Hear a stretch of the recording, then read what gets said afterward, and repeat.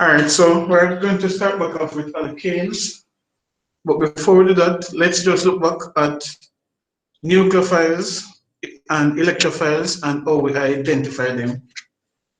So to identify nucleophiles and electrophiles, we first need to remember how we get polar. You need to be able to identify polar and non-polar compounds.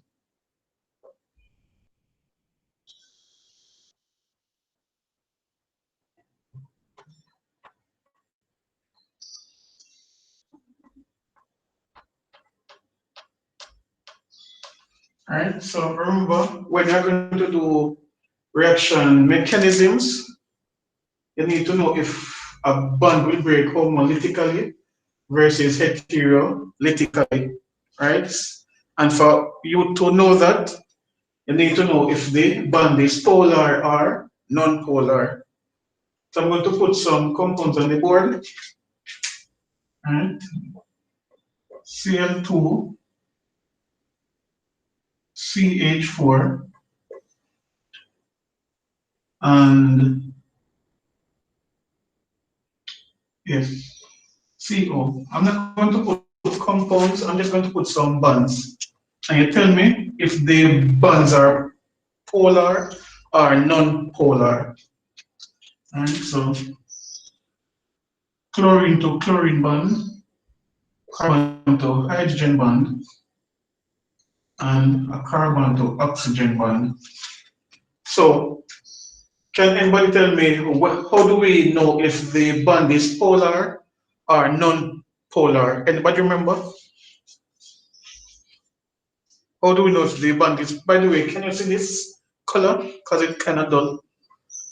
Can you see it? Let me use an X marker. It looks dull.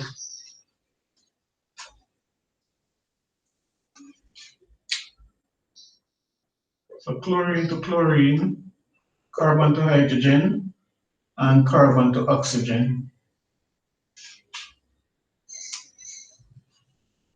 Some of these, which one is polar and which one is non-polar? Anybody remember? I'm going to pick one corner. Carbon to oxygen is polar. All right, that is correct. Fennel. Carbon to hydrogen is non-polar. Carbon to hydrogen is non-polar. And chlorine to chlorine? Non-polar. You want to tell me why it is non-polar?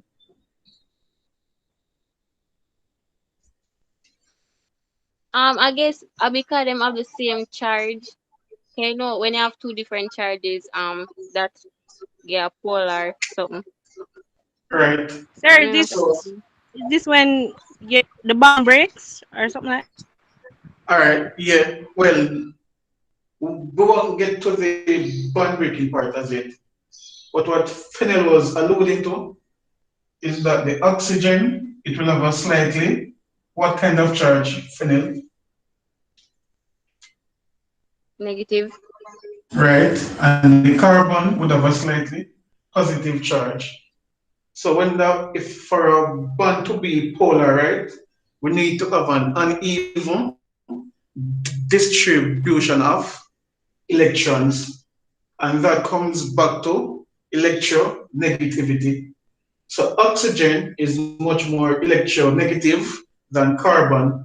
So the distribution of electron is going to be unequal or uneven, right?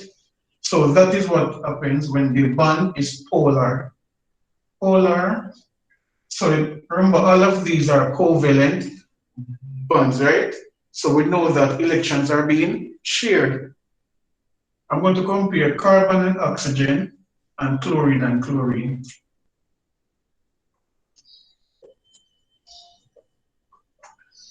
For carbon and oxygen, right? When you get a covalent bond, the electrons are supposed to be evenly shared, right? However, because oxygen is electronegative, which means that its pull on the electrons is much greater than carbon. The electrons are not going to be at equal distances, but they are going to be much closer to oxygen. So even though they are sharing electrons, the electrons are much closer to oxygen. So the electron density around oxygen is much higher. So that is where the slightly negative charge comes from. So if the electron density around oxygen is high, that means the electron density around carbon is low. So carbon develops a slightly positive charge. Now we use the term poles. So this, when we say slightly positive charge, we refer to it also as a pole. So we have a negative pole and a positive pole. So this bond is polar. So if once you have poles existing in a molecule, it is going to be polar. And the poles, negative poles and positive poles, that happens once you have an electronegative atom that is bonded to an atom that is not electronegative or less electronegative. Now, if we look at the two chlorine atoms, or let me use carbon and hydrogen. Mhm. So unlike carbon and oxygen, carbon and hydrogen, their electronegativity, the difference between them is close, right? So that means hydrogen will not pull the electrons closer to itself, neither will carbon. So in this case, as you can see, the electrons are evenly shared between carbon and hydrogen, unlike over here. So if the distribution of electron is even, then carbon will not have an excess charge, whether negative or positive, neither will hydrogen. So this bond here, it will not have a slightly negative end, it will not have a slightly positive end. So no negative pole, no positive pole. So it is non-polar,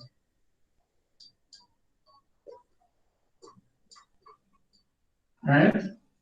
You don't have any poles existing, so you cannot be polar. If you look at this, oxygen is electronegative, carbon is not. So that is why oxygen is the more electronegative atom. It will have a slightly negative charge, and the other one will have a slightly positive charge. And so it will be polar. For chlorine to chlorine, obviously, it's the we have identical atoms here, so both of them will have the same electronegativity.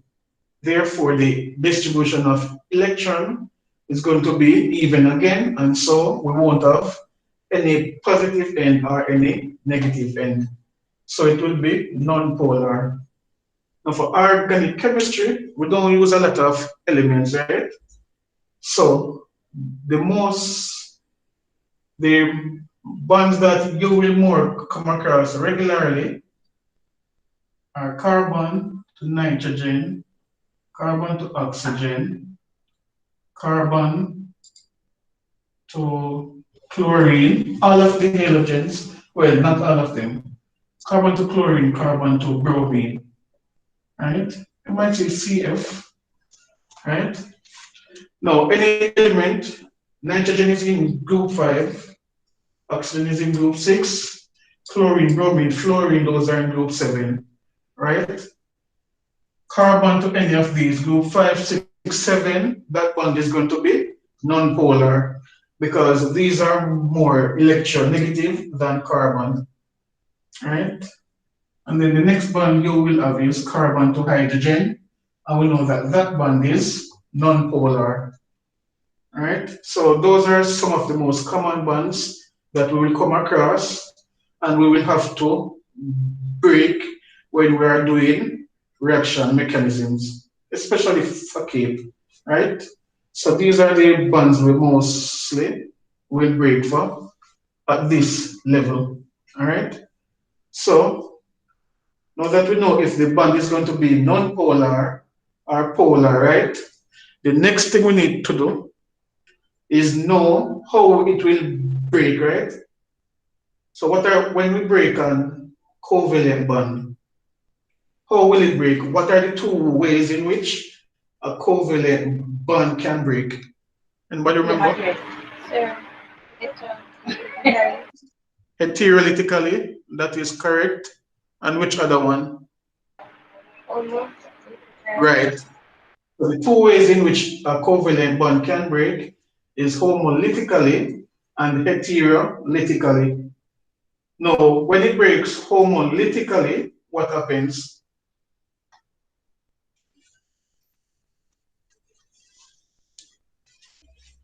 You get the same. Wait, man, some both same. Like it, Right. Got yeah. thought. Each of them will get Each of them get the same amount of electron. electrons. Yeah. Right. Right. So when the bond breaks, each of them will get one electron. So that's for homolytic bond breaking. What happens in heterolytic bond breaking? One One gets a atom positive gets charge both and one gets electrons. a negative. Right. One atom will get both of the electrons. All right. So the terms we're going to look at are revise, homolytic, bond fission, same thing as bond breaking, heterolytic, bond fission. And we know based on how these two occur, we can have the generation of electrophiles, nucleophiles, and what else? The R word, Radicals. correct?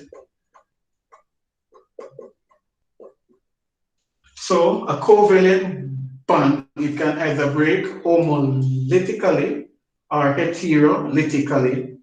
And when it breaks, it is going to result in the formation of electrophiles, nucleophiles, or radicals. So I'm going to start with homolytic. All right. So if you have a chlorine to chlorine bond, right? Remember the bond here, it is non-polar. That means if it breaks, and remember every every bond has two electrons in it. So even though you don't see the two electrons, all you see is the line. Remember, every bond has two electrons in it. That means if this bond is going to break, and remember, this bond here, it is non-polar. If the bond is non-polar, it is going to break homolytically. And so each atom will get one electron.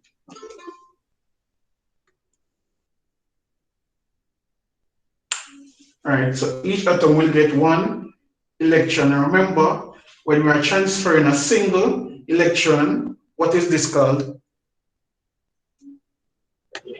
Official. Right. So whenever we're transferring a single electron, we use a fish hook. And remember, we start at the source of the electron and we end it at the destination. So the electron, we are moving it from the bond and transferring it to chlorine.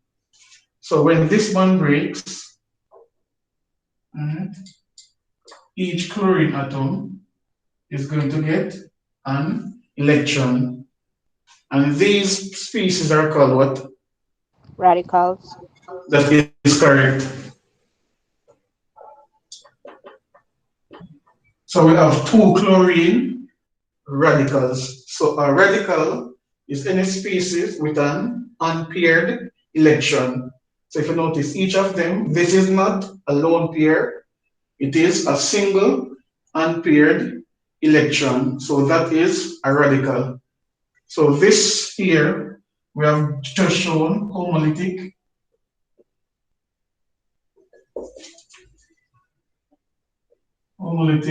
bond fission. Right? Let's look now at the heterolytic bond fission. So if a nonpolar bond is going to break homolytically, that means the polar bond is going to break heterolytically. So let's do carbon to bromine. Right? So we know that the carbon, this bond, is going to be polarized. The bromine would be slightly negative. The carbon, it would be slightly positive. And so now, when this bond breaks, bromine is going to get both of the electrons. And so we're not going to use a fish hook, but we're going to use a curved arrow. So when you're transferring two electrons, as we know, we're going to use a curved arrow.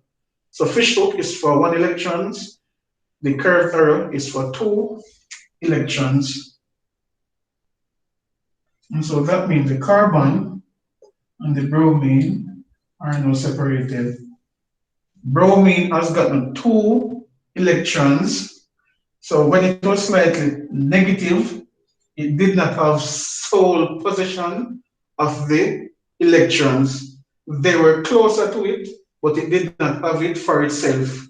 However, when the bond breaks, it is going to get both of them for itself. And so now it is going to have a negative charge, and the carbon would have a positive charge. All right? So when this bond breaks heterolytically, what are these species called with a positive charge and a negative charge? Right. So the one with the positive charge, that's our electrophile, and the one with the negative charge, that is our nucleophile. Right? So once you have a negative charge or a lone pair, you're a nucleophile. Once you have a positive charge, then that's an electrophile. If you have an unpaired electron, so let me just differentiate them. A nucleophile would have a lone pair, right? So 2 electrons. The radical only have a single electron, so that's the difference. To be a nucleophile, you must have at least 1 lone pair of electrons, all right? So now that we have gotten that out of the way, we can move on. All right. So we remember what are electrophiles, nucleophiles, radicals, right? How to identify polar and non-polar compounds or bonds. All right. So let's move on now to the first reaction of alkanes, are the major one, right? Which is halogenation.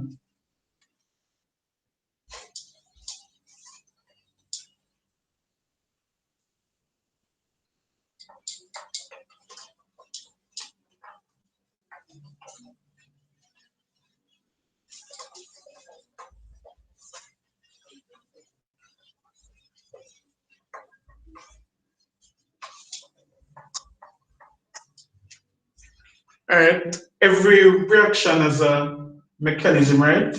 So the halogenation of alkanes, what is the name of the mechanism? Anybody remember? Free radical substitution. Right.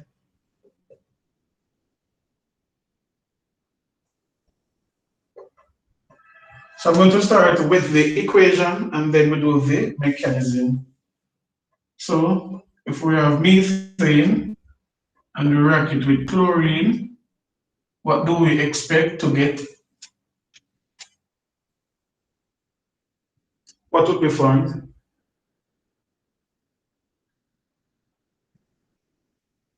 Anybody remember? Is it Chloromethane, Right. nitric acid. So it's chloromethane, so CH3, Cl, and hydrogen chloride. Remember, this is going to be a gas.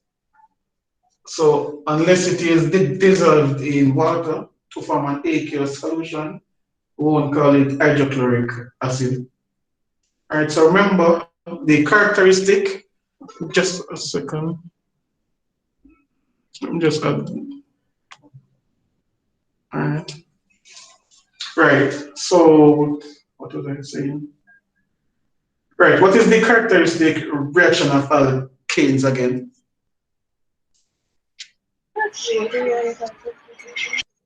No, no, that's the mechanism. Remember, alkenes, they have a particular reaction versus alkanes. All right, so alkene needs addition. What is alkanes? Substitution, right? So remember, alkanes, they have four single bonds. All right, so the carbon atoms in alkanes, they form four single bonds.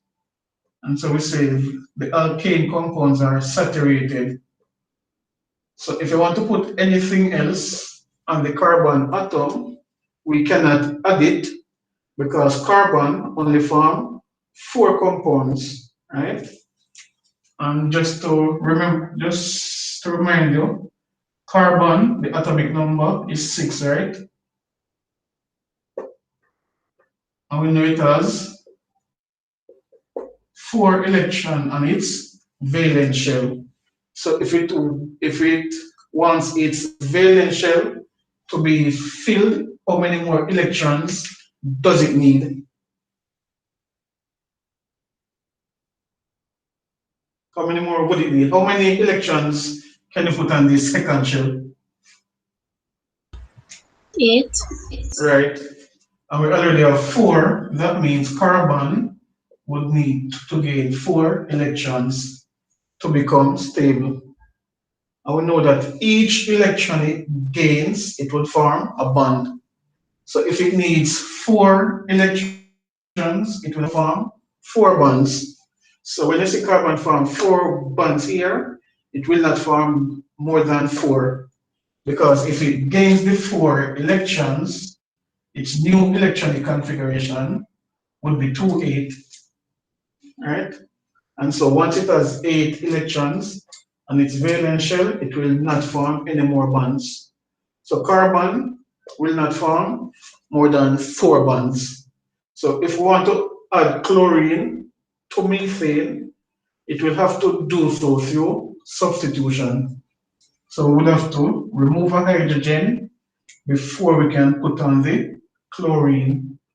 So we say that the characteristic reaction of alkanes is substitution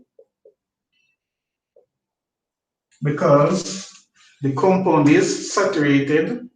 And when we say saturated, the carbon atom forms 4 single bonds, so it cannot form any more bonds, right? So characteristic reaction is substitution. Saturated means the carbon atom is forming 4 single bonds, or if we want to say 4 sigma bonds. All right, so let's look at the mechanism now.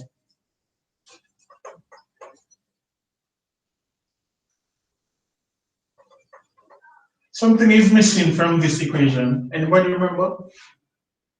What should be on the arrow? UV light. Right.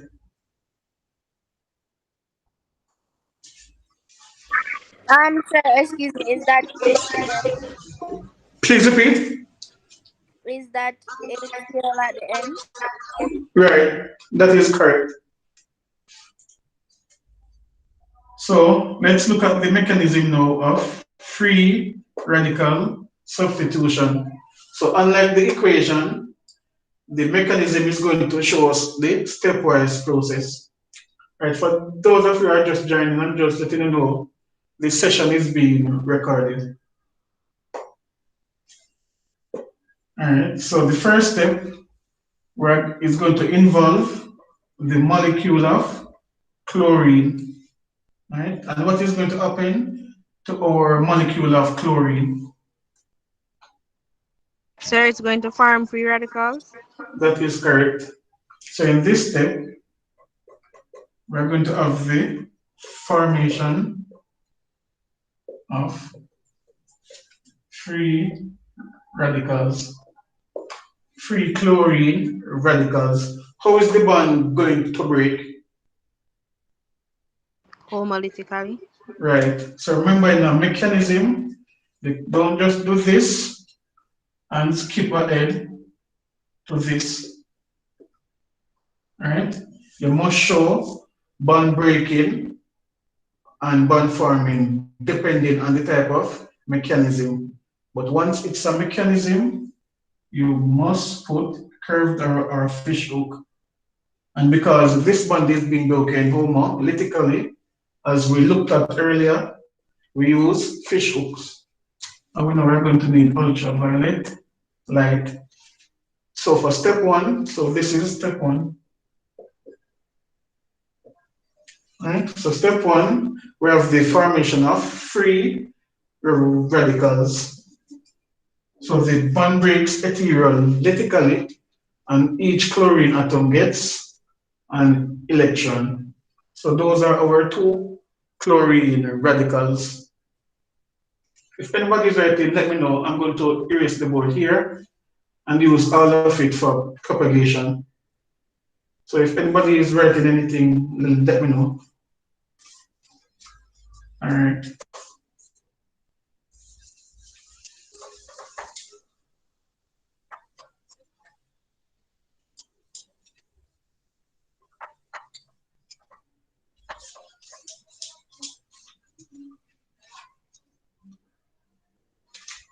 Now with propagation, before I do it, right? Methane, as we had earlier, methane reacts with chlorine to give you CH3Cl plus HCl, right? However, that is just one substitution. You could get CCl4. So methane can react with chlorine to give you CCl4 plus HCl. So let's balance this equation before we do the propagation step. So we have one carbon on either side. We have 4 chlorine here, 4 hydrogen here. All right, so we balance the hydrogen right there. 4 hydrogen, 4 hydrogen. We have 4 chlorine here and 4 chlorine there. So that's 8 chlorine. So 4 2 is 8. So that means that to get tetrachloromethane from methane, we would need 4 molecules of chlorine.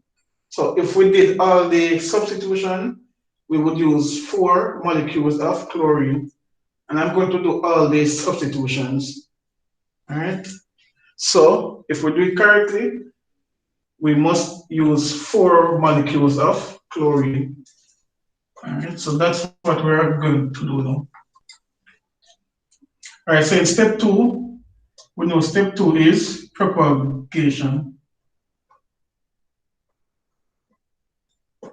And this step, so in propagation, each step of your propagation, it's going to involve a molecule and a radical. So every step in propagation, it is going to involve a molecule and a radical. So the first step of propagation, it would involve a methane molecule and the chlorine radical that was formed. Now, the radicals are very reactive, and so they are going to attack the alkane. In this case, it is methane.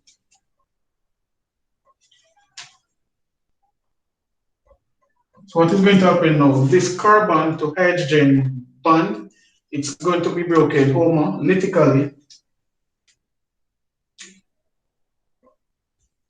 This chlorine radical here it is going to form a bond with this hydrogen.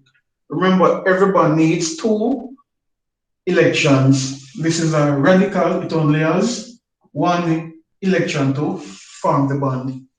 But remember, 2 electrons are present in this bond.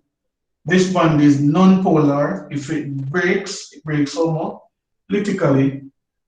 So hydrogen gets its 1 electron and carbon gets its 1 electron. And so chlorine. So what this movement of electron is showing, right? Hydrogen is using its 1 electron and chlorine is using its 1 electron to form a bond. So we let the 2 fish hooks point towards each other, right? Also, when you're doing fish hook, let me carry this out a little. Do not do that. When you're doing reaction mechanisms, allow the fish hook or the curved arrow, let it point from the electron to where it's going. So don't just draw it anywhere, right? Because it's supposed to show where the electron is coming from. This is not showing where it is coming from, right? So just a point to note. Draw it from the electron. And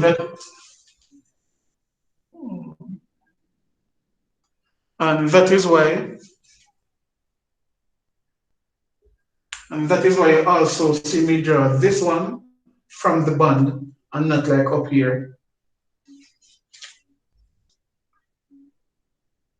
So what happened here? A bond between carbon and hydrogen was broken. That means on this side, we should have CH3 because the bond between this carbon and this hydrogen was broken. So you cannot have CH4 anymore. This chlorine and this hydrogen, it formed a bond. That means we must have HCl. But remember, this carbon atom, it gained an electron. So what would this be called? Since it has an unpaired electron, it is generally called what? What is the name? Radical.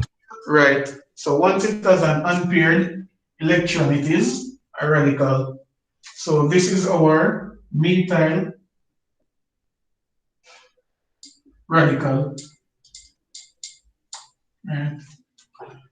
So if you notice, I said in propagation, we're always going to use a radical and a molecule. So in the first step, it's the radical of the halogen that we generate from step 1 with the alkane molecule. In the second step, it's the alkane molecule with, sorry, not the alkane molecule, the alkyl radical with a chlorine molecule.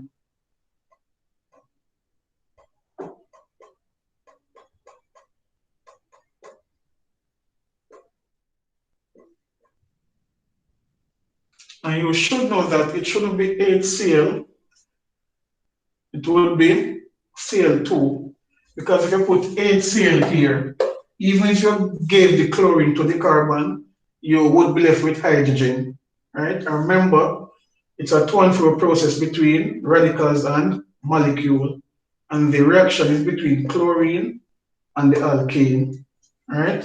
So once you get the radical here, you react it with the chlorine molecule. What is going to happen here? Just remember, radicals always attack molecules. So what do you think is going to happen here? Anybody can answer.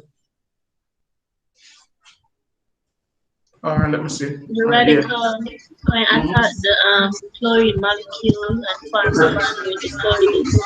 Right, and what will happen to the bond between the 2 chlorine atoms? It will be broken.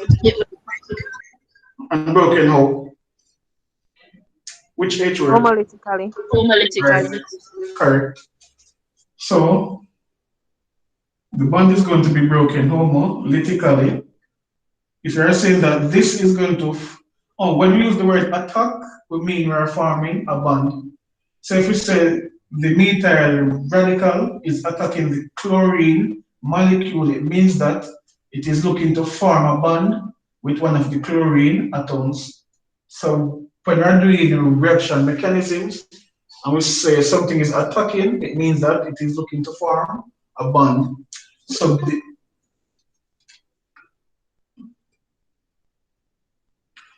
methyl radical here is looking to form a bond. All right. So this chlorine atom is using its one electron from the bond here, combined with this one electron from the methyl radical to form a bond. Remember, every bond has two electrons. So if this chlorine donates one, and the methyl radical here donates the next one, we have a bond being formed.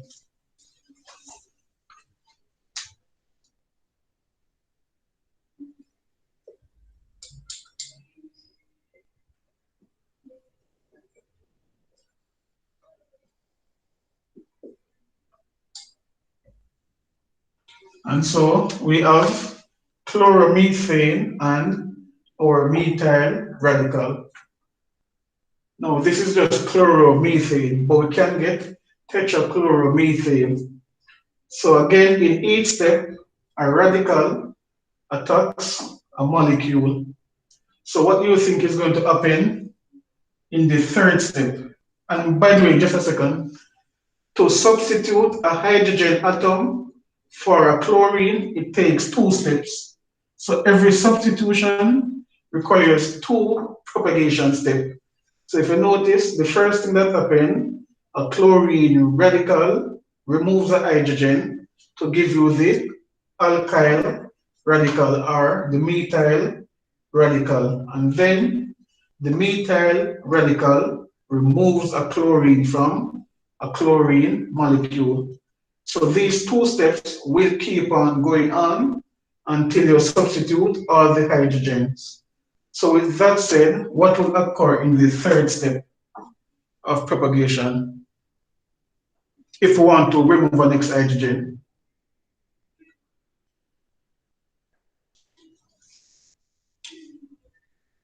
Recorder, you want to answer?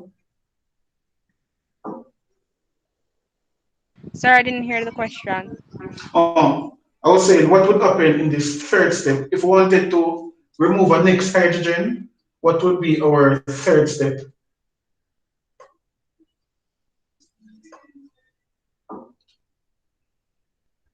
You would have to break the bond Between which one? the product that you got over that side.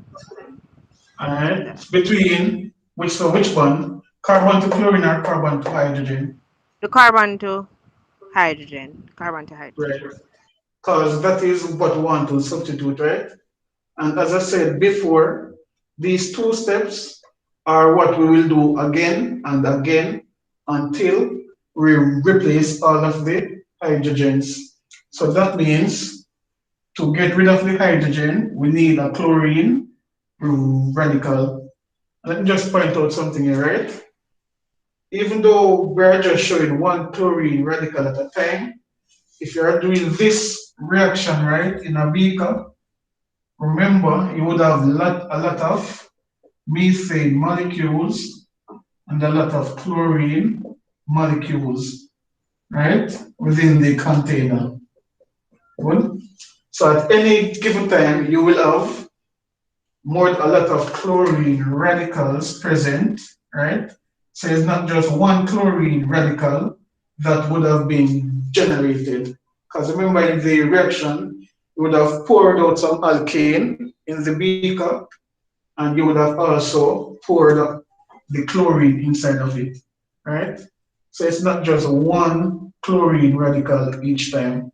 The container would have been a mixture of methane molecules, chlorine molecules, chlorine radicals, and after the reaction, we would have also have HCl. So it's not like it's just a single methane molecule and a single chlorine molecule, a single chlorine radical.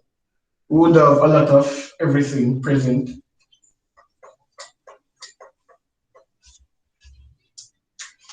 So let's continue from here. I'm going to switch the position of the chlorine.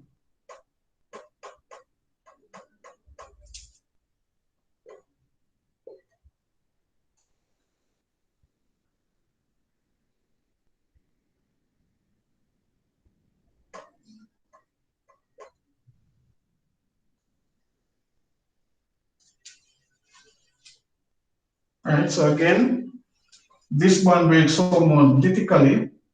Hydrogen donates one electron, the radical donates the next one, carbon gets one electron.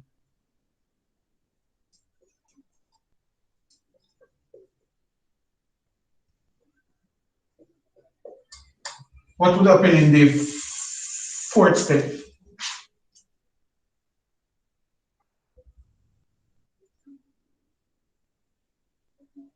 What would happen now?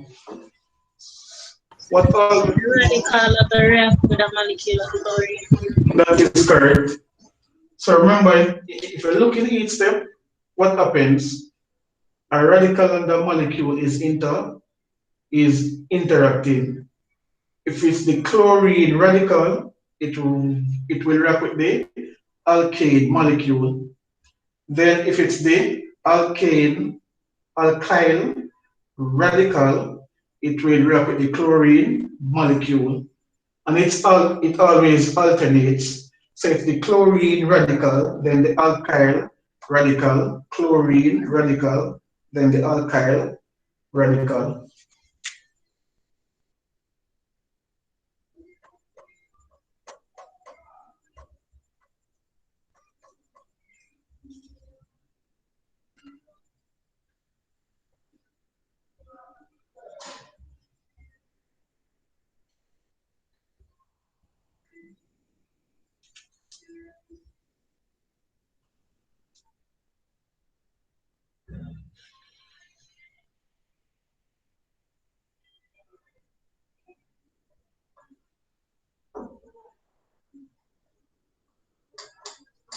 Right?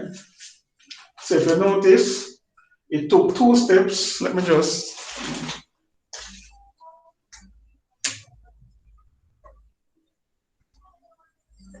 So as I told you, right, for each substitution, you need 2 steps, 2 propagation steps. So to remove 1 hydrogen, we use 2 steps. So to remove a second hydrogen, we would need 2 steps, right? So you can see in the balance equation where we use 4 molecules of chlorine, we use 1 here and the next one here. And we know we would have to use a next chlorine molecule for the third substitution, and the fourth one for the fourth substitution. All right. So if we're at step 3, so this is 1, 2, 3. So 1, 2, 3, 4 propagation steps. So if you wanted to remove a third one, how would we do this third one? The third substitution, what would happen for the third substitution?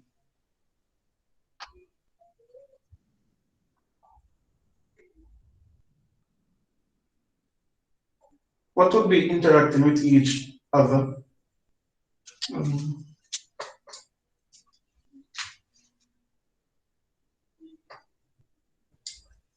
You must always generate back a radical in propagation. So there's no step in propagation where you don't generate back a radical. So if we wanted to do a third substitution, what would happen is that the chlorine radical would remove a hydrogen, and so we would end up back All right, so let me just adjust step 1. So the next step would be step 5, right? So I'm going to adjust step 1 to become step 5. So let's make this dichloromethane. So let's put on 2 chlorine atoms on it. All right. So in step 5, the same thing again would have happened. The chlorine radical would remove a hydrogen. All right. So let me just adjust this. It would have 2 chlorine plus the HCl. And then in step 6,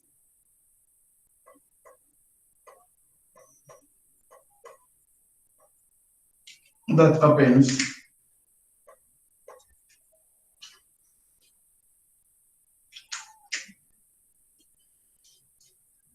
So you notice? That is why I'm saying the first 2 steps of propagation, they are the 2 steps we just keep on doing again. You remove a hydrogen using a chlorine radical to get the methyl radical, and then that will bond with one of the chlorine atoms from a chlorine molecule to give you back the chlorine radical. So steps 3 and 4 would now become step 7 and 8. So it takes 8 steps to go from methane to tetrachloromethane. The mechanism wouldn't touch it, because the same thing is going to happen. All I'm doing is going to put on the 3 chlorine here. Right? Because at this point, we would be substituting the final hydrogen. And the same thing happens. Radical, chlorine radical attacks the alkane molecule. Carbon to hydrogen bond, it breaks homolytically, and you get the radical.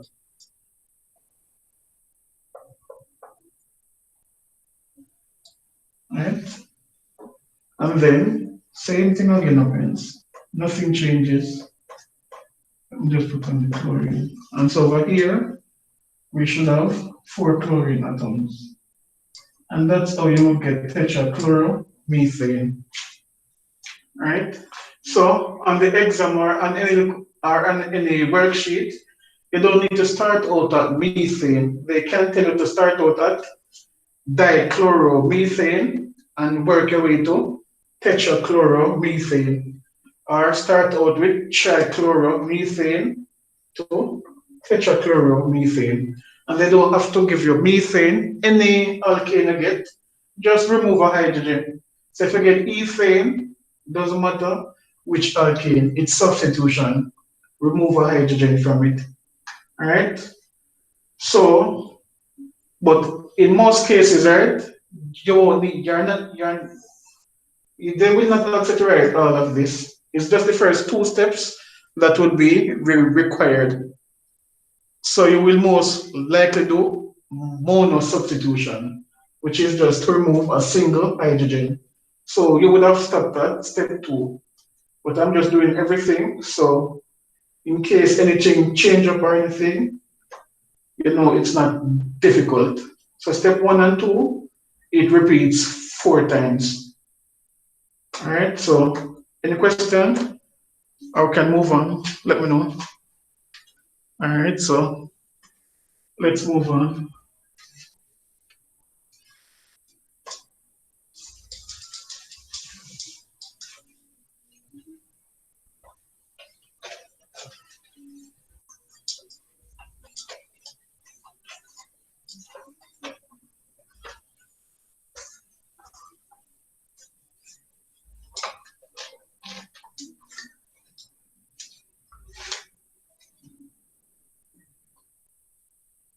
Let's just revisit naming some compounds.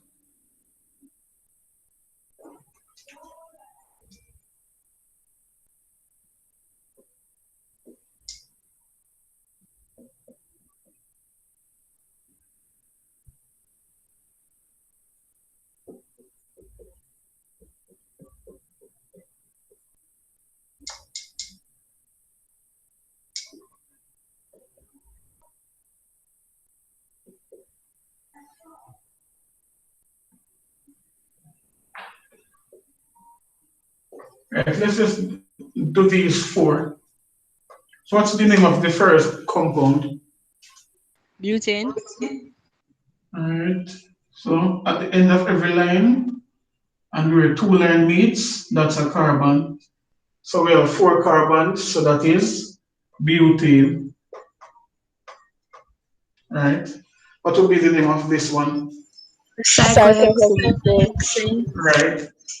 So one carbon, two, three, four, five, six, and it's a cyclic compound. So we have to put cycle first, and we know it's six carbon. So you're correct.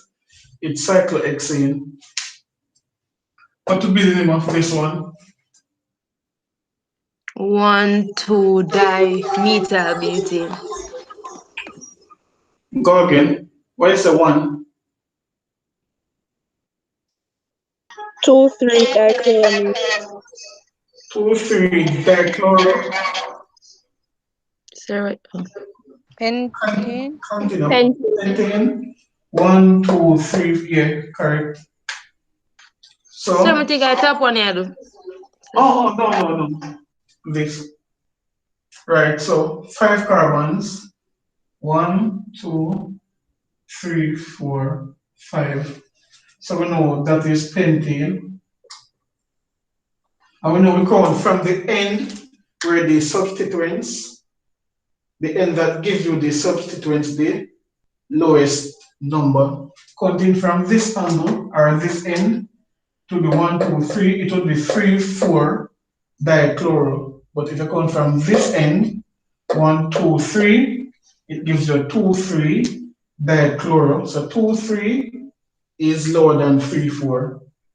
So 2, 3 dichloropentane. Right. So to that, you were answering this one. What is the name of this one? Yes, sir. I said 1,2-dimethylbutane. 1,2-dimethylbutane. Everybody agree? Yes, sir. All right. No, sir. Who don't No, agree? sir. Thank you, Freddie. Sir, it's 3-methylpentane. That is correct. Double that, your 4 feet again. Oh, Oh, and now you see. So remember, identifying the longest chain, right? It doesn't have to be a straight chain. This carbon here. So remember, not every CH3 group, so I did this on purpose. Not every CH3 group is an alkyl group. When is it an alkyl group?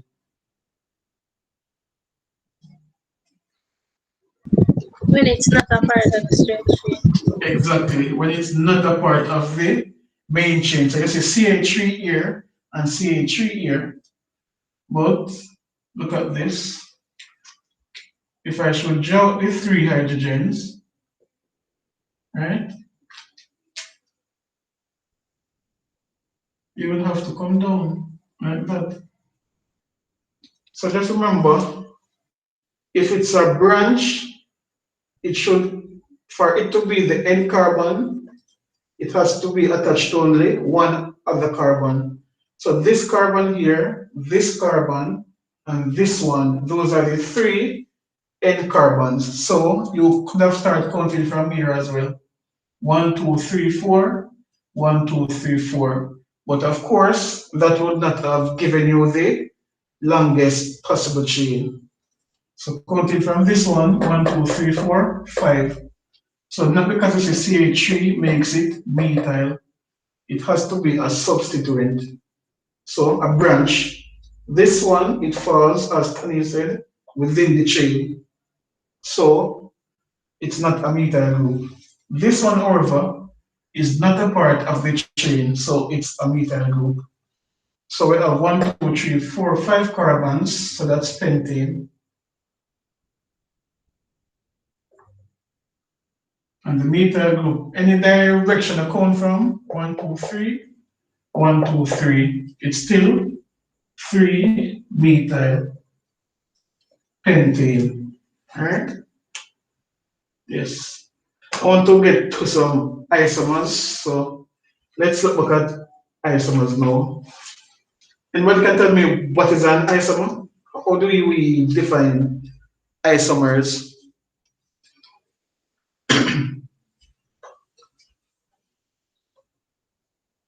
They have the same molecular formula, but different structural formula.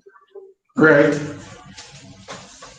Now, what are the two main classes of isomers?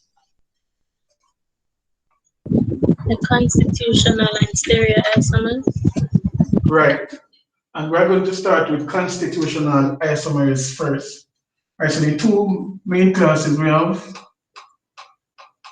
constitutional and stereoisomers.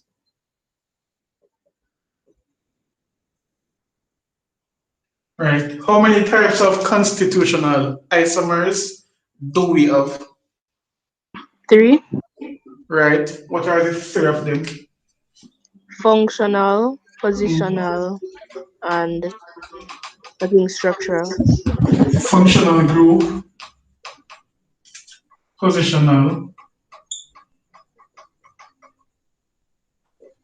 and which other one? The chain. Right. Now the chain isomer is the same as the structural one. So with chain isomer, where literally we have to change up the structure of the carbon skeleton. So we have to change how the carbon atoms are arranged. With positional, the structure of the compound, we're not changing it. All we're doing is moving a particular group from one carbon atom to the next one. So with chain isomer, we're changing the connectivity of the carbon atoms. With positional, we're just shifting a particular group. And with functional group, we are going to change the compound so we get a different functional group on it. I'm going to start with positional isomers. So let's say we have, just a second.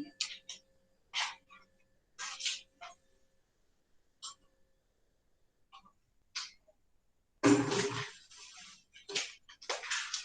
right, let's say we have 3 carbons, I'm going to use 4, and we have a chlorine here. Oh, let me not. Sir, excuse me. You can like push over the phone, or if it's the laptop you're using, over a little bit more to the right. You're not seeing all of the board? No. We don't like shift webcam and okay, we chip out. No, That's it? next way. You can Yes, see sir. now? Yes, All sir. right. All right.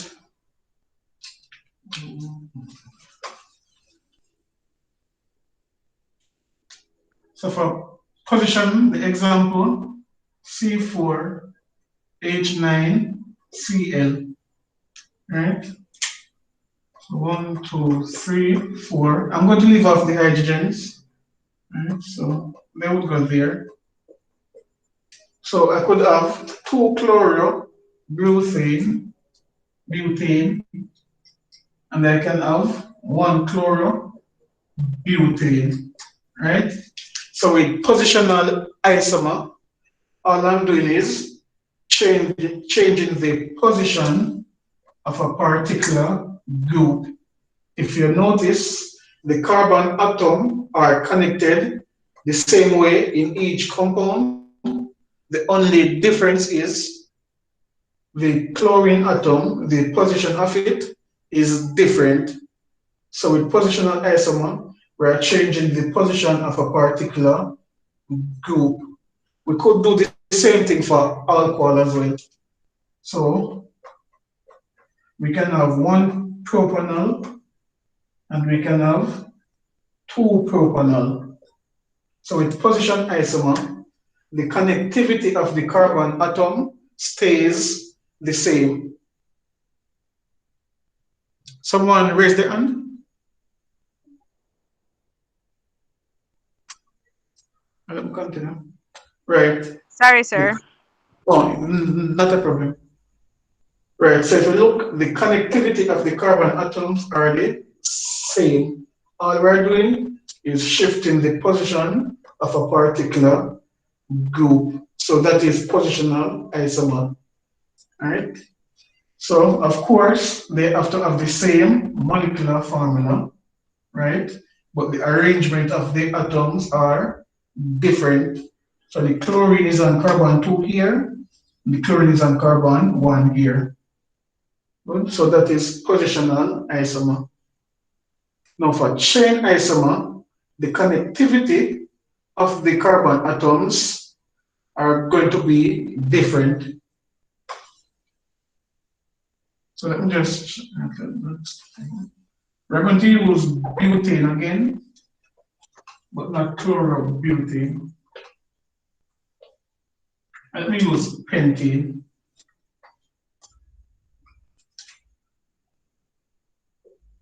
Right, so C5H12. So if you want an isomer, right? But when you're doing chain isomer, if they give you the molecular formula, any amount of carbon is present, just write them out in a straight line. So C5, you drop the 5 carbon, that's an isomer. That's the first one, pentane, right? If you want a second isomer, all you need to do is remove the carbon at the end. So if we remove this carbon, how many carbons do we have remaining in our main chain? If I should take off this carbon, how many do we have remaining? 4. Right. So the second isomer should have 4 carbons in the main chain. Then this carbon that we take off is going to form a branch. Question is, can I put it on any carbon? So can I do this? No, sir. That would still be pentane. Right. So not because the shape of the compounds are different means it's an isomer. Because as Rickon and Tamil pointed out, it would still be pentane. 1, 2, 3, 4, 5 carbons. Right? So the structure is the same. Each carbon are connected to each other the same way. Right? All we did was rotate this, but the connectivity did not change. And remember, the connectivity must be different. So bringing it up like this, all you did would have rotated the carbon atom upwards. So rotating the carbon atom does not change the connectivity. It means that to take it off and stick it on something else. Now taking it from here and putting it back here, that does not change anything. It's still the 5 carbons connected to each other. So what you have to do is put it on a carbon in the middle, right? So once you do that, your main chain will have 4 carbons, and then this carbon will become a substituent. So 4 carbons, that would be butane, right? So once you remove a carbon, you immediately change the name of your compound. This was pentane, you take off a carbon, it now becomes butane. And the methyl group, remember every carbon, if it's by itself, it will have 3 hydrogen on it, right? So that is methyl, and it is on carbon 2. So it is 2-methyl butane, right? Next, you can try and move the methyl group from this carbon to a next one and see if the name changes. So let's do that. Draw back the 4 carbons, right? Move the CH3 from this carbon to this carbon. Is this a new compound? No, sir. It is still what? 2-methyl butane. Still 2-methyl butane. That is correct. So 4 carbons. That is butane. You have to count from this end now and not this one. So this is not 3-methyl butane. Remember, you have to count from the end closest to the substituent group, or the end that gives it the lowest number. So if you count from here, 1, 2, 3, you'll get 3-methyl. But counting from here, 1, 2, you get 2-methyl. So it's 2-methyl butane. If the compounds are the same name, they're the same thing. If you look, all I did was flip this around. So if you add the molecule, if you add the models, you would see that all you did was flip it around, right? So both of them are the same compound, right? Just a mirror, all you did was flip it, right? So it's not an isomer. The connectivity is the same, right? Now you can draw pentane and any one of these structure is correct, but you cannot have these three of them as isomers because clearly these two are the same compounds, right? So let me just erase this one. So the process of being chain isomer, right? Any amount of carbon you get, you draw them out. Remove one from the end, then you draw the rest 1, 2, 3, 4. Good? And put this one on one of the carbons in the middle, right? Once you do that, you try to move the methyl group to a next carbon. If you do it and get back the same name, then the next step is to remove a next carbon. So if we remove this carbon, how many carbons are left in the chain? 3. Right. So we have 3 carbons in the chain, right? And both, when you remove a carbon, where must we put it back? Can we put it on any of the N carbons? No, sir. Right. It must go on the middle carbon. So one must go up. Both of them must be attached to the middle carbon. That means one goes above and one goes below. Right? What's the name of this compound?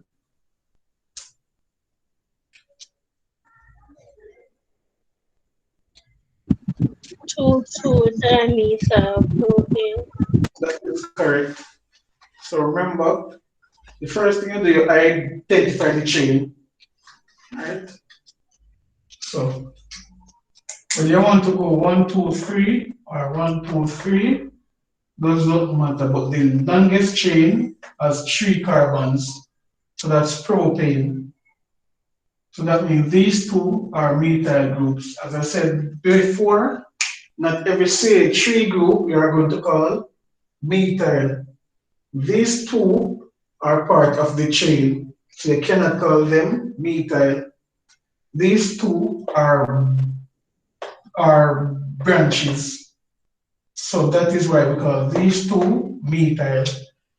Both of them are on the second carbon, so it is 2, 2, as Tanya said, dimethyl propane. Right? So that's how the chain isomer. You have to change the connectivity of the carbon atoms. With positional, you are just shifting a particular group in the compound. All right? So that's for that. Let's do functional group now. Functional group, it means that the compounds are going to have the same molecular formula, but we must get 2 functional groups.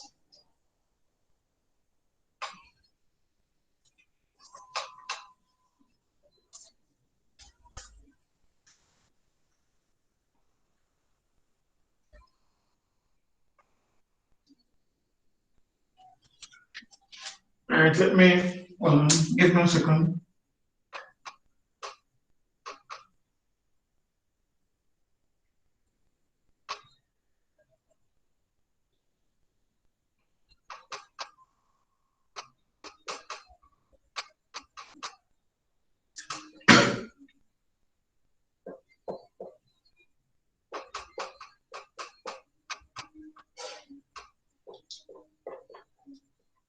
To know which functional group you can get from that, or how many functional groups do you know that have a single oxygen?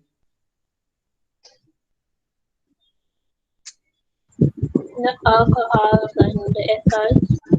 Alcohol, alcohol, which other one? The ethyl. And ether, any other functional group with a single oxygen? Which topic we did after alcohols? Anybody remember? Or silver mirror test? Does that ring a bell? Oh, the Yes, sir. carbonyl group. Right. So aldehydes and ketones. So let us see if this can match an alcohol. So let's see if we can have an alcohol with 4 carbons and a single and 1 oxygen. 725, 727, 729, and 1 that is 10. Right? So clearly, alcohol cannot work. Too much hydrogens, right?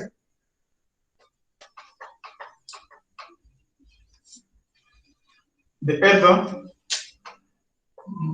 if the alcohol cannot work, the ether cannot work either. Because the alcohol and the ether will have the same amount of hydrogens, carbons, and oxygen. So 3 and 2, 5, 5 and 2, 7, and 3 is 10. So it's not an alcohol, it's not an ether.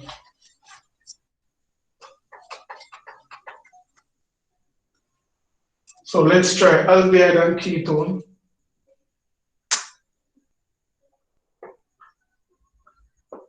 So for our ketone, we know the functional group, carbon, double bond, oxygen.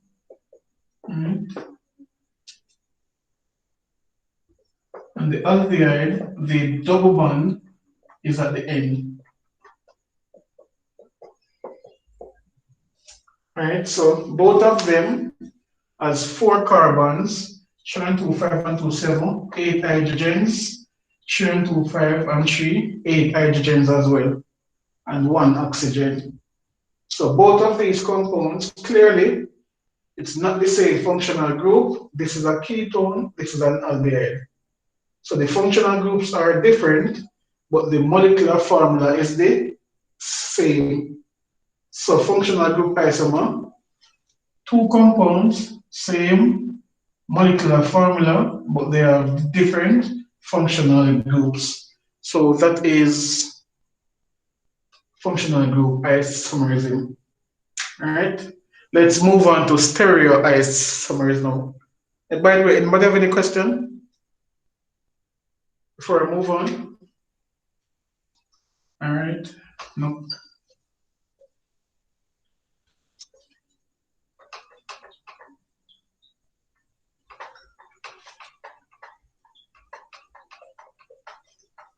So let's do stereoisomers. What are the two main, or how many types of stereoisomers do we have?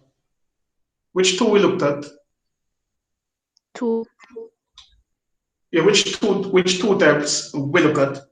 Geometric and optical. Optical. All right, geometric isomers and Optical. right. And the two geometric isomers are divided into Cis trans. right cis and trans. Right. So cis and trans are complete are for what which type of compounds or which functional group possess Alkenes. cis trans, right? So cis trans is for alkenes, and the optical isomers are for what type of compounds? The compound must have what present, A chiral carbon. Chiral. right? So it must have a chiral carbon present, right? So I'm going to look at geometric isomers first. So the difference now with stereoisomers and the constitutional isomers, the bonding in the stereoisomers is the same. So nothing is different. Remember, even in positional isomer, if you have an OH here, in the next one, the OH is on a different carbon. So the bonding is still different. OH is on carbon 1, OH is on carbon 2. With stereoisomers, they have the same connectivity, right? The atoms are bonded in the same way in each compound, but they differ in their arrangement in space. So for example, the alkene, mhm,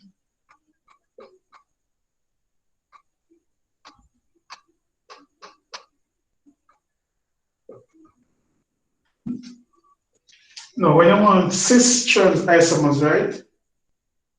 These two compounds, they don't have to be the same, but each carbon atom of the double bond, they must have something in common. So in this case, each of them have a fluorine atom.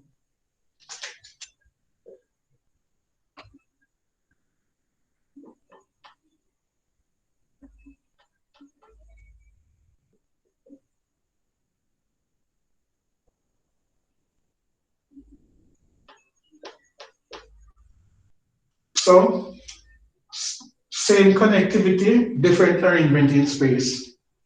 The carbon to carbon double bond, right? Remember when you have the alkanes, right? Let's say I have a CH3 group here. This carbon to carbon single bond here, it can be rotated. So this can go up and it can go down, right?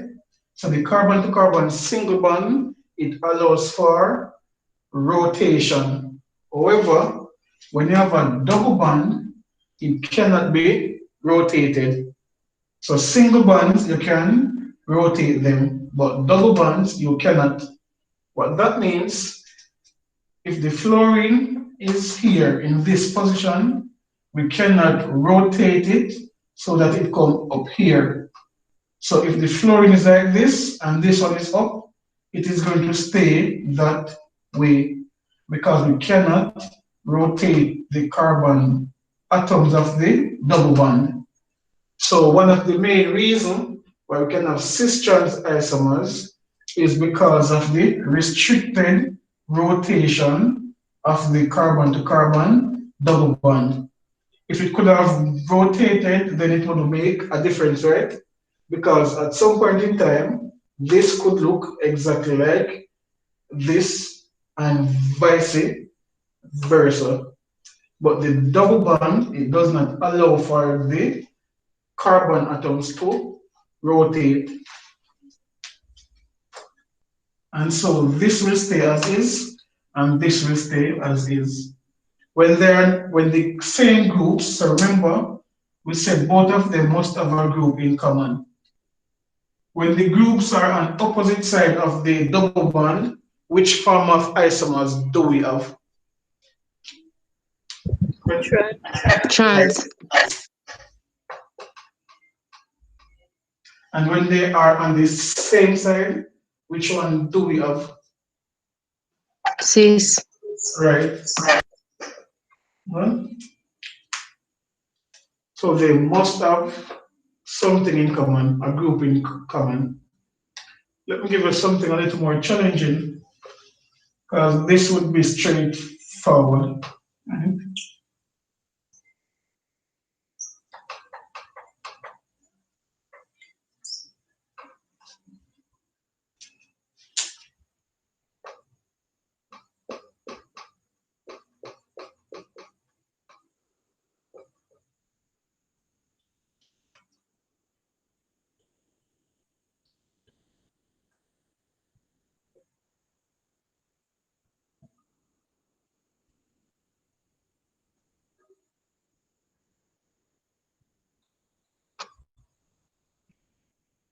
Let me try and see.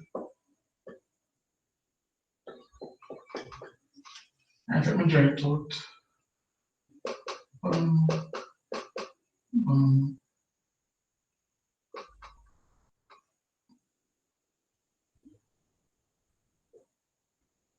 I want the double one here. So they are.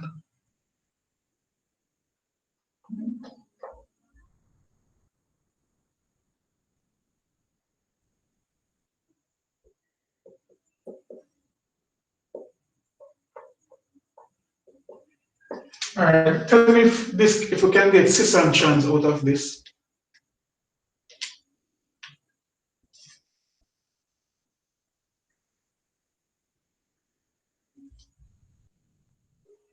Is this just take a minute, look at it, and tell me if we can get cis trans isomer out of this or from this.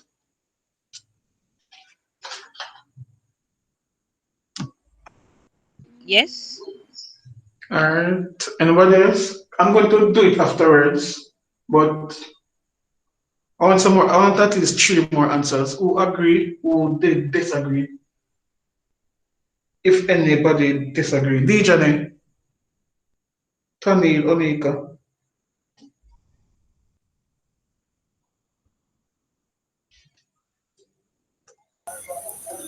Sir, I agree.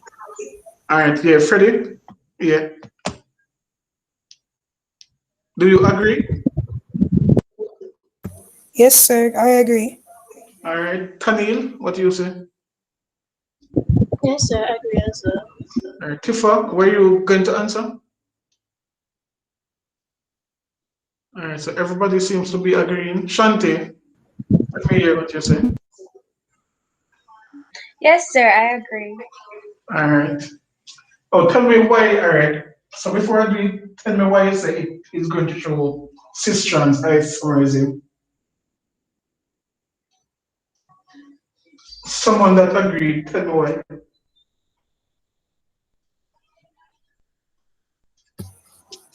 Sir, because it possesses a double bond as well as a substituent that is common between both sides. All right.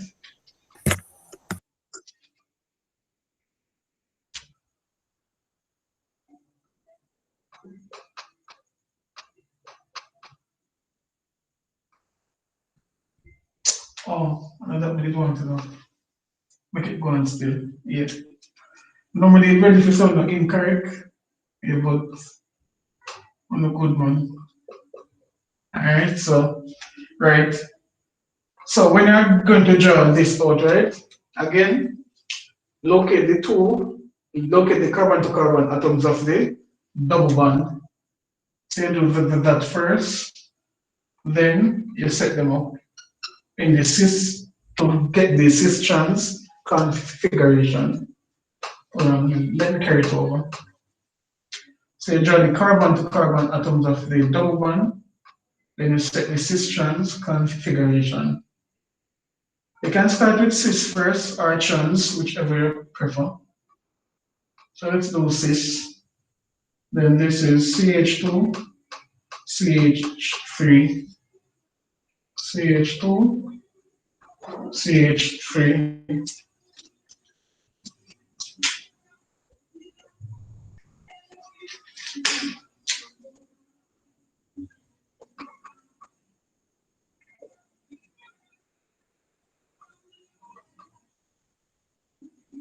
CH2, CH3.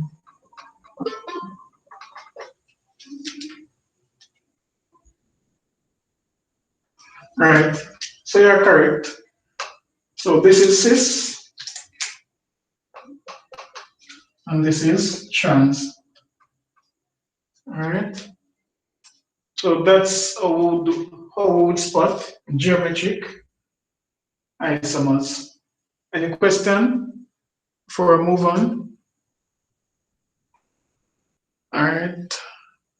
Let's go again. Moving on to optical isomers now.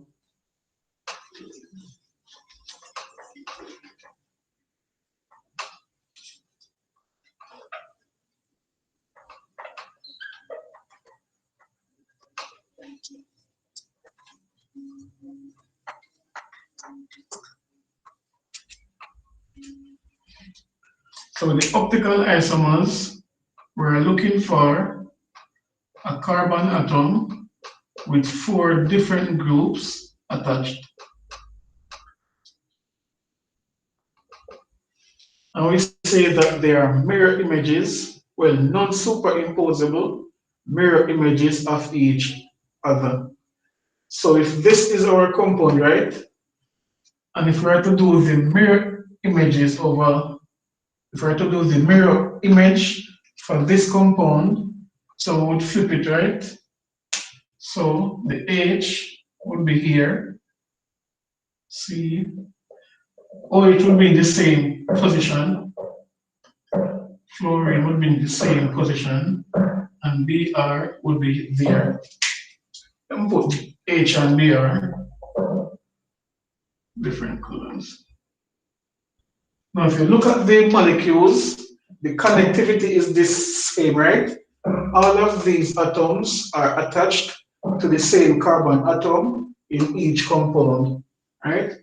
However, if you should take up this molecule and rest it on this one, right? So just take it up and rest on this one. This Br would match up with the hydrogen, and this hydrogen would match up with the Br. So they are mirror images of each other, but if you take up one and try to fit it onto the next one, the atoms, they won't align with each other. So they are mirror images, but we say that they are non-superimposable. Just like the hands, right? So, for example, the hands, they are the fingers, they are mirror images of each other, right? So the little fingers align, everything aligned properly. But if you try to rest the back of your hand in the palm of the next one, then your thumb is aligned with the little finger, right? So they are not properly aligned.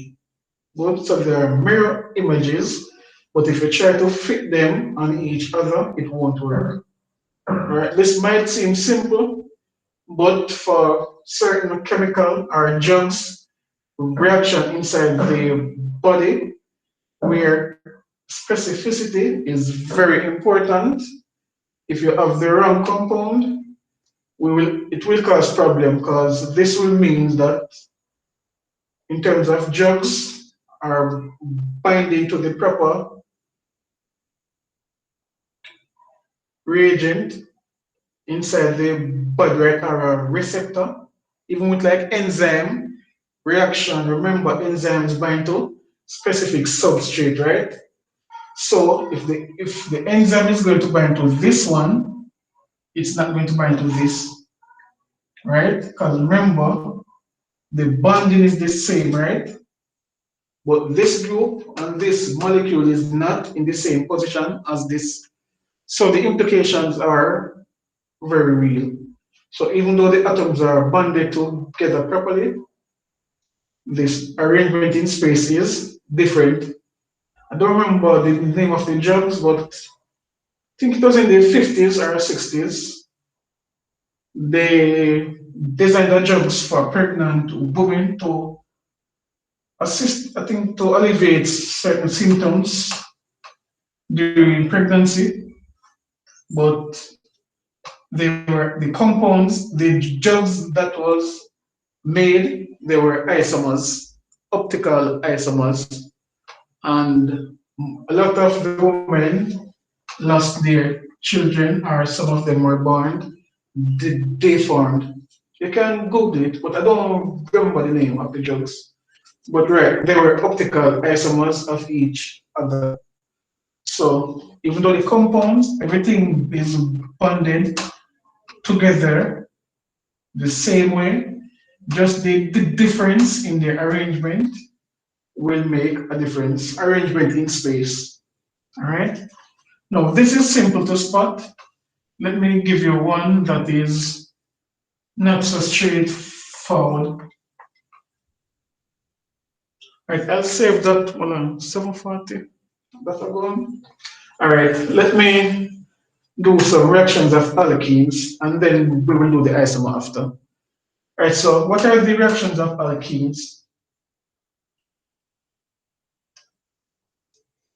Tell me some reactions of alkenes.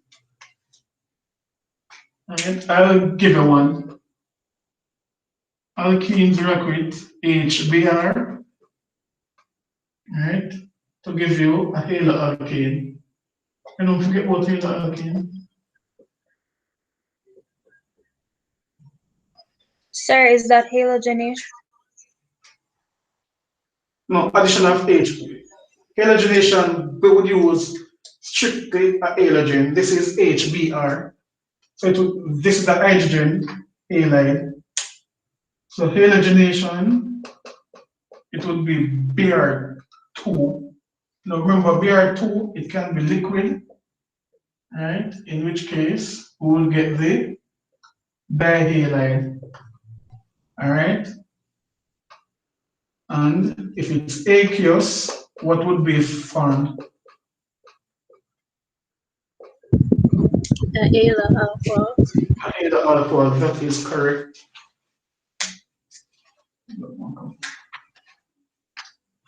Sir, would hydration be one? That is correct as well. So we will get a halo alcohol. That means one atom will get a Br and the next one get OH. So for halogenation, if it's liquid, you get the dihalide. But if it's aqueous, you get a halo alcohol. So meaning one atom get OH and the other carbon of the double bond get the bromine atom. You had said hydration required. Yes, sir. All right, so if we hydrate it, what do we get? What is formed? An alcohol. An alcohol. That is correct. Watch me. I wish form with it. An alcohol. Right. So we can add an hydrogen halide and we get a haloalkane. We can add Br2. If it's liquid, we get the dihalide. It's aqueous, haloalcohol. If we add water to the alkene, that is hydration. Any other reaction? Well, three more. Hydrogenation. Hydrogenation, that's correct. Let me put it here. Sir, oxidation? That is correct. Yeah. So hydrogenation, we would get the alkane, right? And yeah, oxidation. Number 6, which by the way, for oxidation, what is the oxidizing agent that we use? Potassium permanganate. Right. Oh, remember what is special about this? So with oxidation, right? It's not as straightforward. So you must state what if the potassium per manganate is what? Hot or cold? Hot or cold. That is correct. So with oxidation, we must state if it's hot or cold. So if we use cold potassium per manganate, what is going to be formed? A diol? Right. Dial.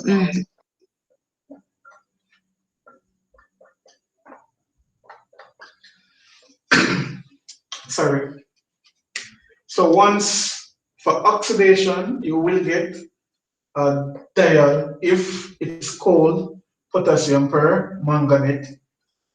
Now for hot potassium per manganate, we have some rules, right?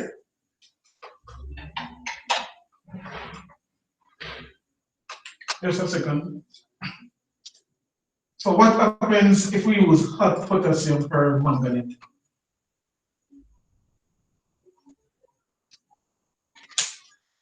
Alright, so first let me change the structure of our alkene.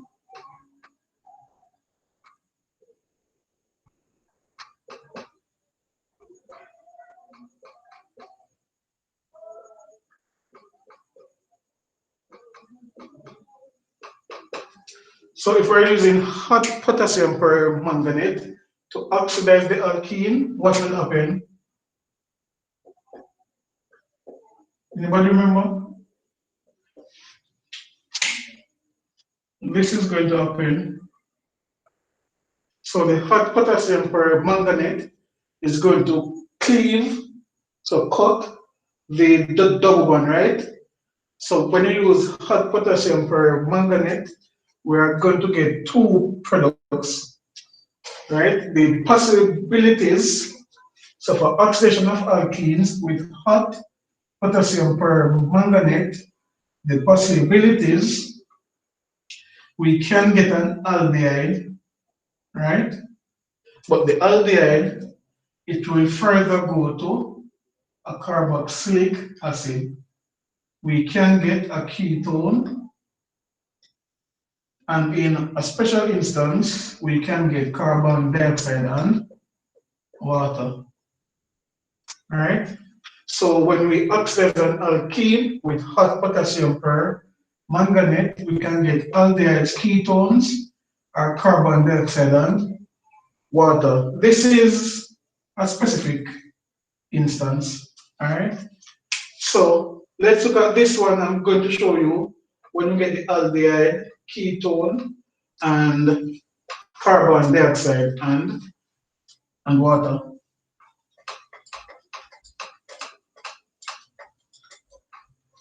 So to know what you're going to get, right?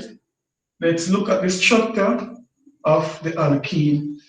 So when you break the double bond right here, just draw it back. So C, double bond, and put on oxygen, right?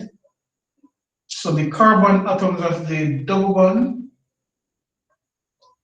just put an oxygen on them, right? So these are the two carbons of the double bond, right? So we separate them, right? So instead of C, double bond C, both of them are separated. Put on double bond oxygen. So we're converting it to an aldehyde or a ketone. So based on the structure, we will know if it's aldehyde or ketone. Then whatever else is attached to the carbon, you put it on. All right. If you look at this, we have a hydrogen attached to it as well as a CH3 group.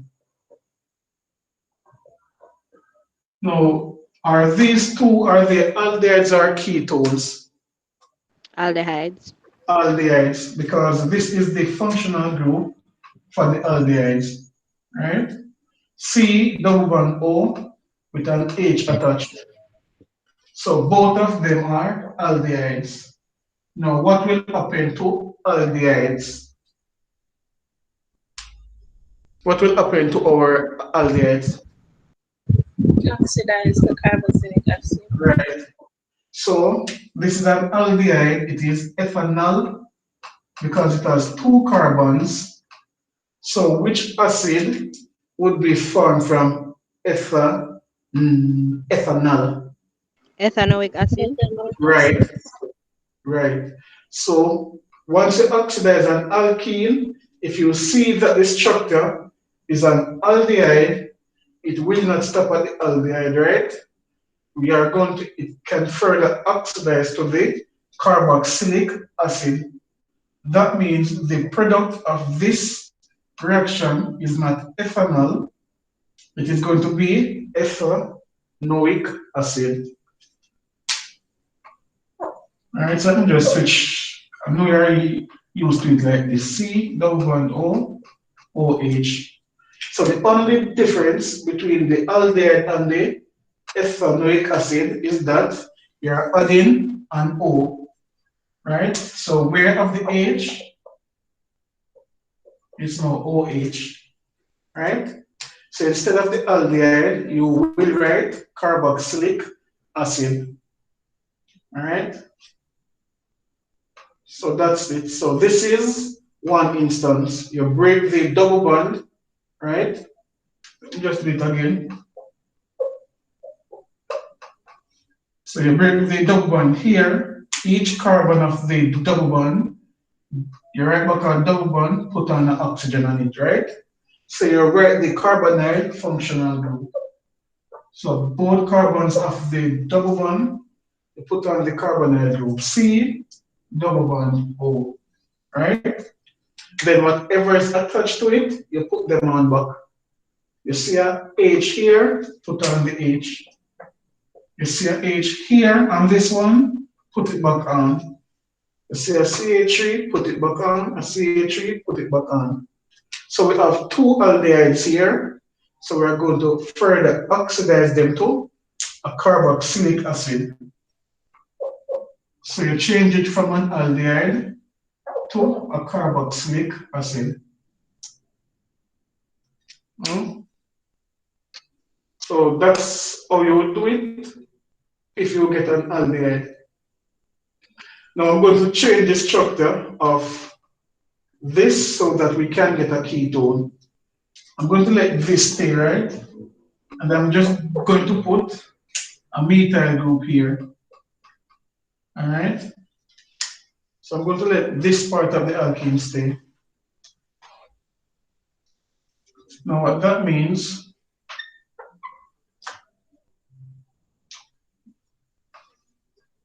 let me just do it. So when it breaks, right, again, this carbon, C, double bond O, right?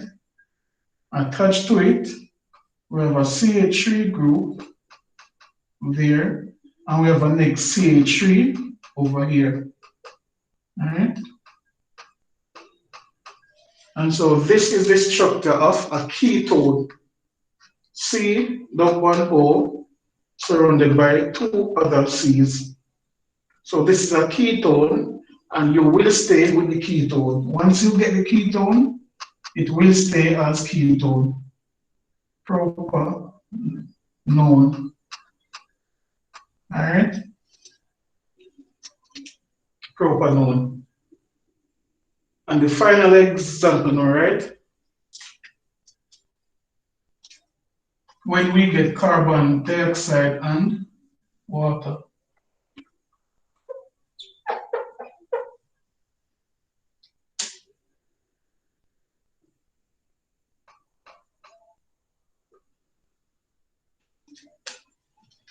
If you see that the carbon of the alkene has two hydrogens attached, you will not get the aldehyde going to a carboxylic acid.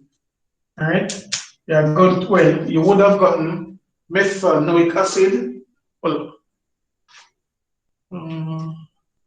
just a second, somebody types something.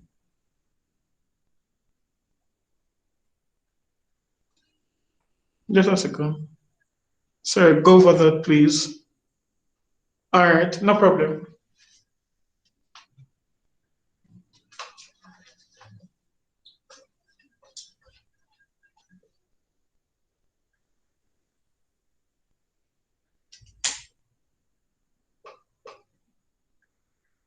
So when you have your alkene, right?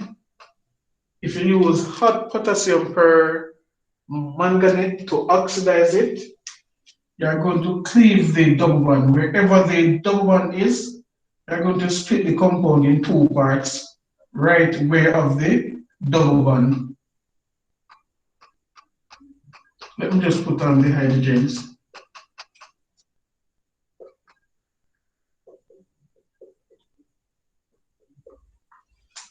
So if we break it here, right? So let me just break it. So the bond is broken, right? And these were the two carbons of the double bond. So the two carbons of the double bond, we are going to convert them. So I'm going to convert them to C, double bond O. All right? Both of them.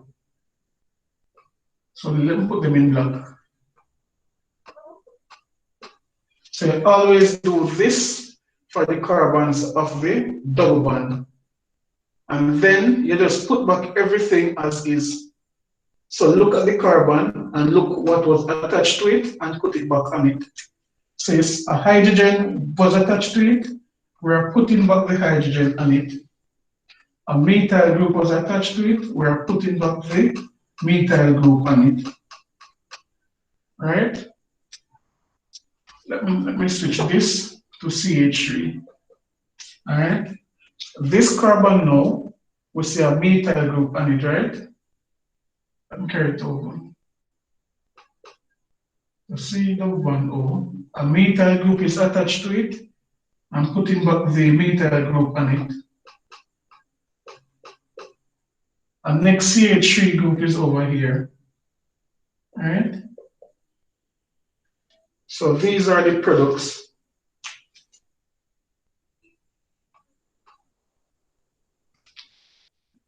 The functional group for your aldehyde is C double bond O H, right? And the C. So once you get this functional group, that's an aldehyde. So where you see it here, C double bond O H C, we have the aldehyde. Now aldehydes are easily oxidized. So that means it won't stay as being an aldehyde. It is going to be further oxidized to a carboxylic acid. So this right here, it will not stay as an aldehyde. It is going to be converted to a carboxylic acid. Now all you are converting is the functional group. So the CH3 stays exactly the same. Everything else stays the same. The aldehyde portion, you convert it to a carboxylic acid. And we know that this is the functional group for carboxylic acid. So you change the aldehyde to a carboxylic acid. On the other hand, for ketone, so this group here, that's aldehyde. They are easily oxidized. But this right here is a ketone. So both the ketone and the aldehyde, they have the carbon double bond oxygen. But the difference is the aldehyde must have a hydrogen attached to the carbon with the oxygen. Whereas the ketone, the carbon with the oxygen, it must have two other carbons attached to it. The ketone is not easily oxidized. So once you get a ketone, it is going to stay as the ketone. But if you get the aldehyde, it must be further oxidized to the carboxylic acid. Right? So that is what would happen. So when you break the alkene, if you get an aldehyde, convert it to a carboxylic acid. But if you get a ketone, let it stay at the ketone. Ketones are not easily oxidized, right? So it will stay at ketone. But the aldehyde will go to the carboxylic acid. Is that clearer? The propanone part. Is it clear now? Tifa, you can just type and let me know. All right. So remember we said there were three possibilities, right? The aldehyde, the ketones, and then carbon dioxide and water. So I'm going to adjust the structure of the alkene. So this was the alkene, right? And we cut it right here.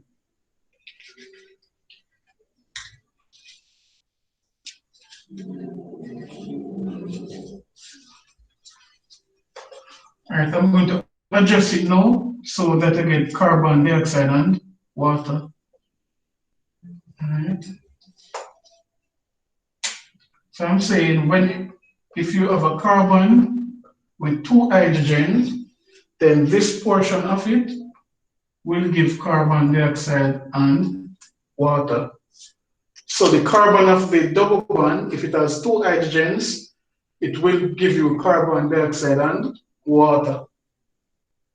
Other than that, you would have gotten an aldehyde, because look, either the alkene will have the two hydrogen, or once it have a carbon, then it becomes the aldehyde, right?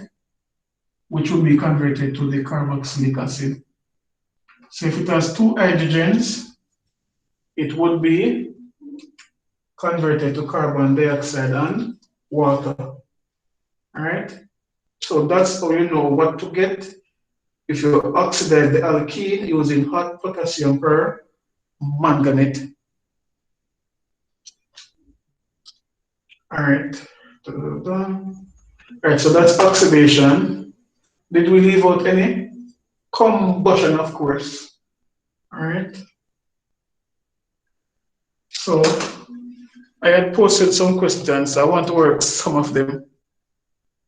I'm going to do the mechanism for alkenes next week.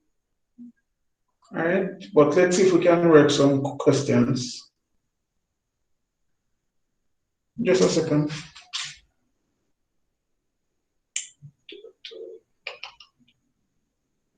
All right. Wonderful.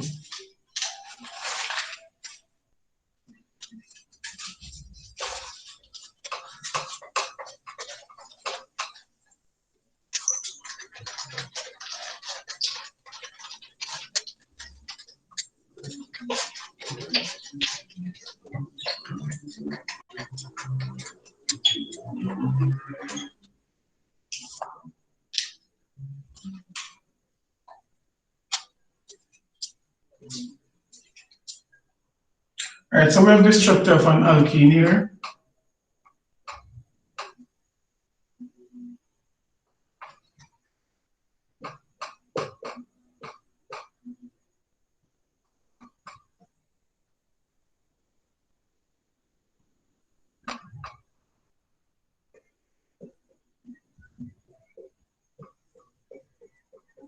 All right, so that's the structure of the alkene. So the question is now, give the structural formula for the reaction of compound A with aqueous bromine, liquid bromine,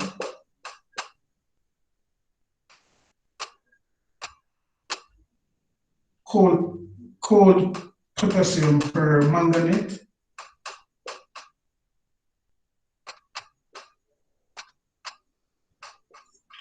the H plus means it is acidified, and we use sulfuric acid to acidify it, and hot KMnO4. All right. So I'm going to give you 5 minutes, not 5 minutes, that's easy. All right, 5 minutes, and you draw the structures, and then we see if you understand or remember. All right, so I'm going to give you 5 minutes, and you work out these.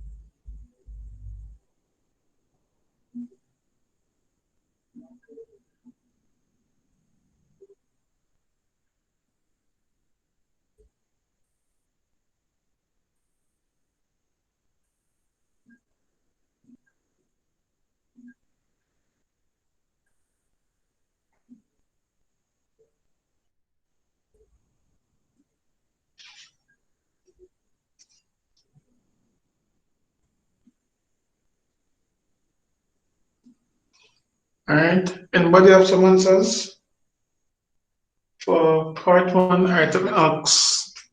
All right, Shante, how should I adjust this structure if I add aqueous bromine to it?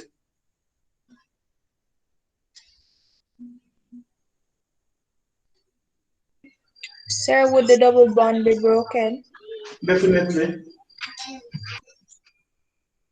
So I break the double bond. What should happen? Sir, you just add it to the chain. So I should add two Br to it. Sir, there's one molecule? So it says aqueous. One is aqueous, one is liquid. What is the difference? If it's aqueous, what should I add?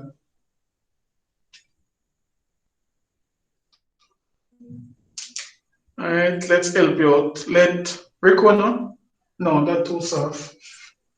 Onika, help out Shante.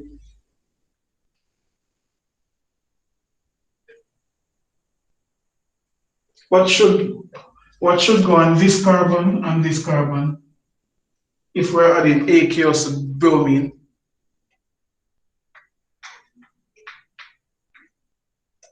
All right, Rickona, answer, cause yeah.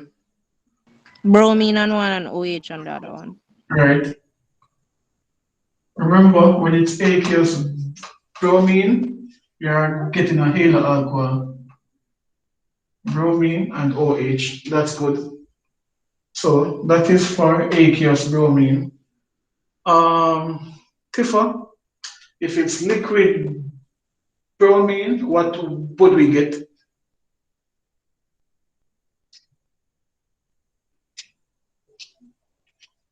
So what would we add now? So this is aqueous bromine. If it's liquid, what would we get on them?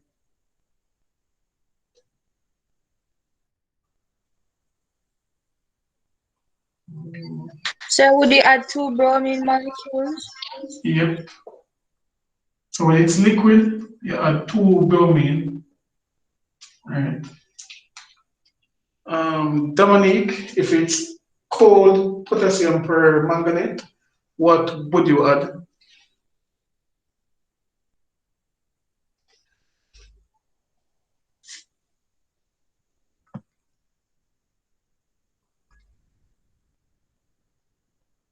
Two OH, right? So when it's cold potassium permanganate, we will add two OH groups, right? And Ricona, this one is for you. When it's hot potassium permanganate, what would you add? No, not what would you add, because we wouldn't be adding. Sorry, right? What would we get?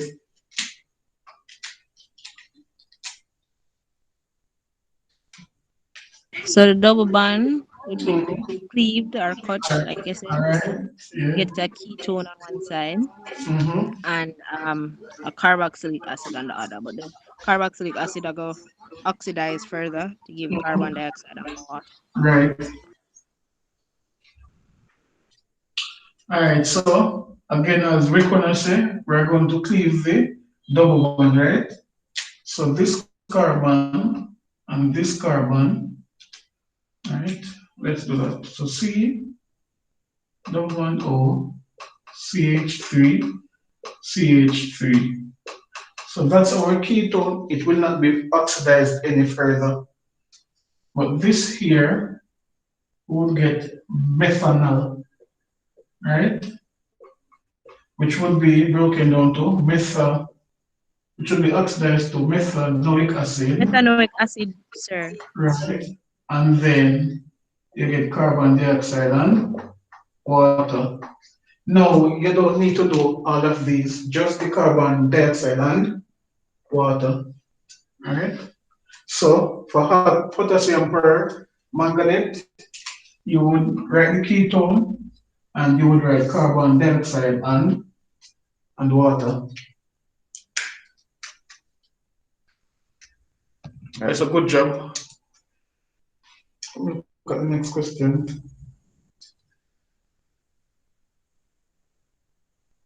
Oh, state whether compound A exhibits geometric isomerism. Would it exhibit geometric isomerism?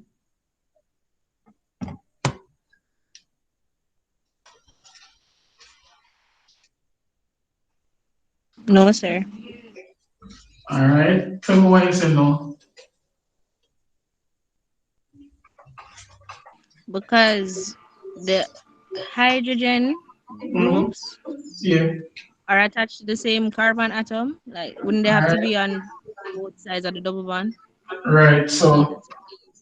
C double bond C, CH3, CH3, H, and H. Right.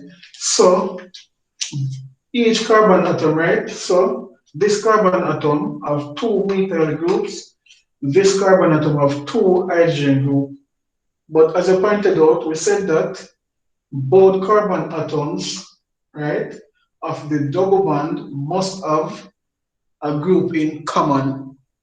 And if you look at the two of them, they don't have a group in common. So this one have both hydrogens attached. This one have two methyl groups attached, right?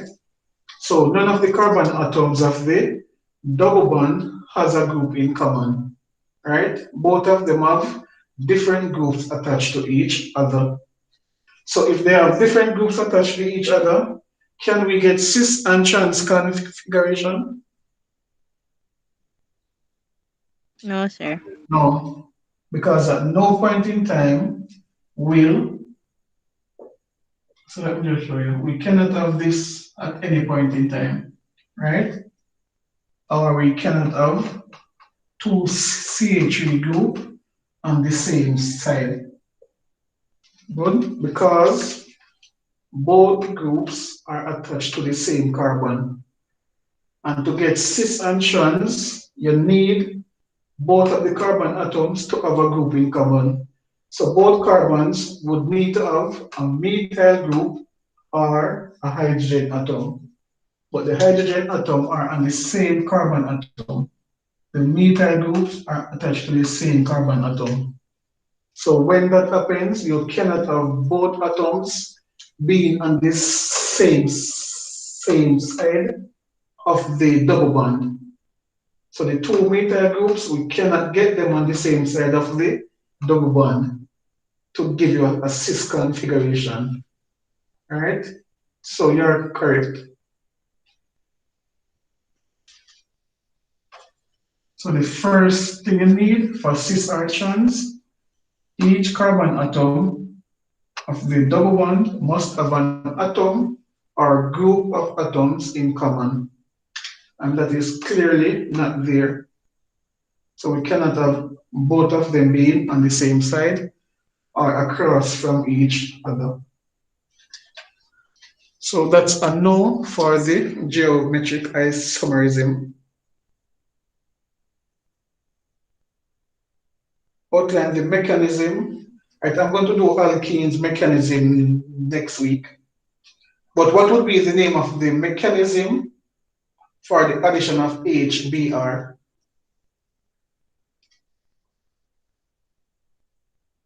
Or in general, what is the name of the mechanism by which alkenes react with each other? Start with E. Electrophilic addition, sir. Right. Electrophilic addition.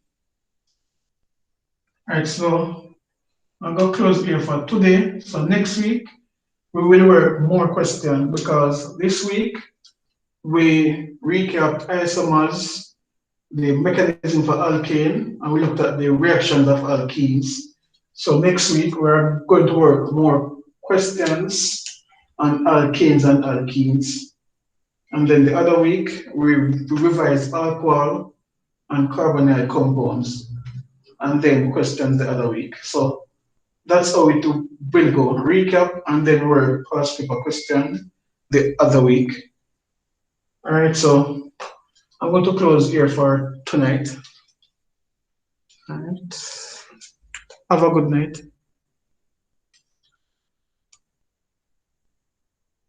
Stop recording.